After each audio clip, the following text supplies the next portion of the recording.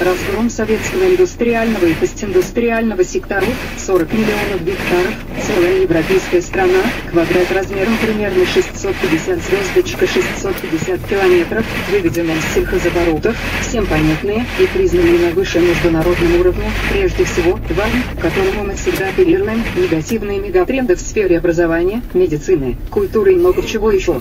Орды торговцев и менеджеров, криминальный мейнстрим, всем понятная и беспрецедентно высокая продовольственная зависимость, невхождение в Европу и НАТО при потере своего поля политических, культурных и военных союзников, превращение бывших сателлитов в инструменты чужой политики, в источник особо сосредоточенной ненависти к тому, к чему ранее прилипали как по военно-стратегическим и экономическим, так и по идейным соображениям.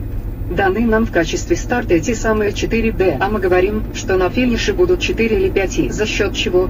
4D. Что они сделали с ядром российской исторической личности? Травмировали это ядро? Сменили его? К какой исторической личности обращается Медведев, говоря об этих самых и... Сочетаемы ли такие с нормальностью в ее рассмотренном нами триединстве, при котором один социальный модус этой самой нормальности мечтает или осуществляет миграцию в нормальные страны, другой модус превращает нормальность в криминальный гедонизм, а третий читает проповеди самбона церкви тела? Так какова же нынешняя Россия? Господин Ракитов, будучи советником Ельцина и призывая к модернизации России через катастрофу во имя смены ядра культуры, оно же ядро цивилизации как культурно-исторической монады не путать с мировой цивилизацией или с цивилизованностью, добился катастрофы. Но добился ли он смены ядра исторической личности, атакуемого в этой самой катастрофой? Сам же Ракитов признает теперь, что этого не произошло. И призывает фактически менять дальше ядро уже за счет расчленения России.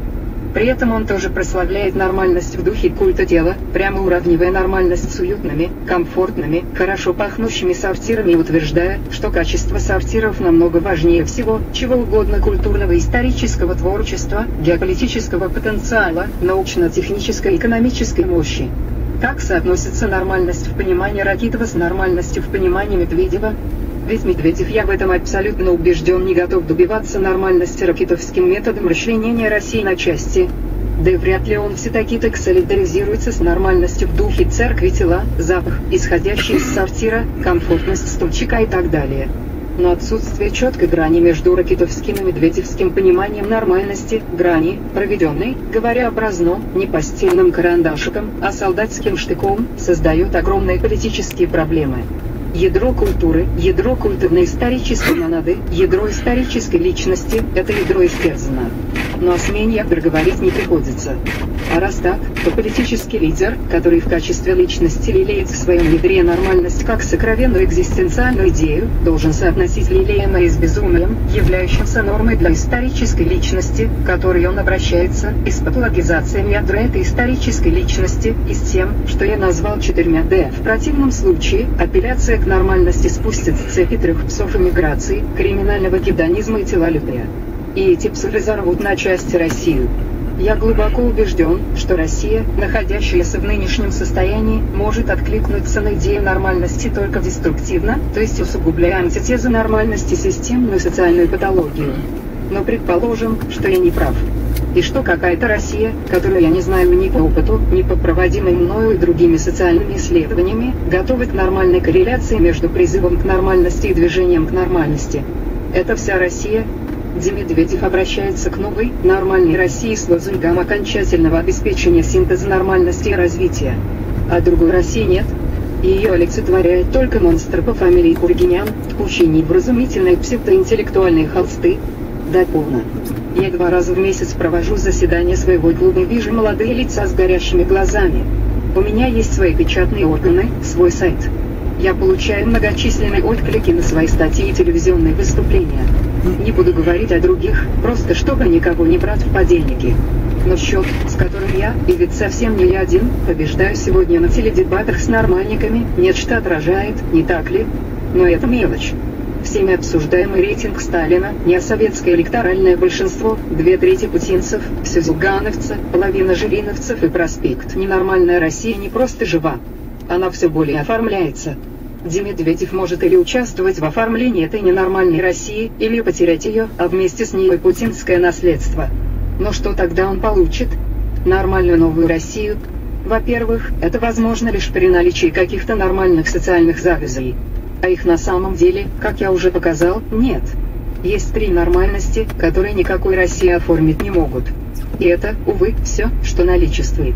Во-вторых, даже если я не вижу завязей, они есть, зависть — это не электоральное большинство.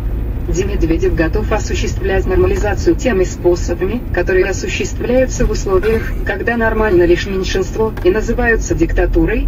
В-третьих, а кто сказал, что это меньшинство поддержит Медведева, а не Оранжевых, Касьянова, Каспарова и какой-нибудь покрупнее? Горбачев тоже считал, что своей апелляцией к нормальным и нормалифилам он получит их политическую поддержку. Но получил-то ее Ельцин. И это глубоко закономерно. Потому что нормалифилы поддерживают, антивластное, угодное Западу. На то они и нормалифилы. А поскольку Медведев политик, то опираться на сомнительное меньшинство он не хочет. Предлагается другое. Адресовать нормальность новой России, как я это называю, 4 Generation, о развитии старой России. Той самой, которая ходит на мои иные исходные клубы, поддерживает курс на державность, как в путинском, так и в иных вариантах, рейтингует Сталина, нажимает определенным образом кнопки на теледебатах. Создать такой идеологический, политико-стратегический конструкт, в принципе, можно. Но тогда не надо пудрить нам мозги о якобы проходном характере текстов Д. Медведева. Можно, повторяю, попытаться создать такой конструкт. А вместе с ним и медведевское большинство, являющееся уже не следствием с путинского большинства, а новым, хотя исходным с путинским, большинством. Попытать это можно, но успех или провал попытки будет зависеть, от того, чего именно провала или успеха хотят конкретные конструкторы, а также те, кто к ним примыкает, пиарщики, спичрайтеры, и от способности тех, кто хочет успеха, а не провалу, хочет всерьез осмыслить феномен под названием «путинское большинство». То есть природу путинского консенсуса. Часть 1.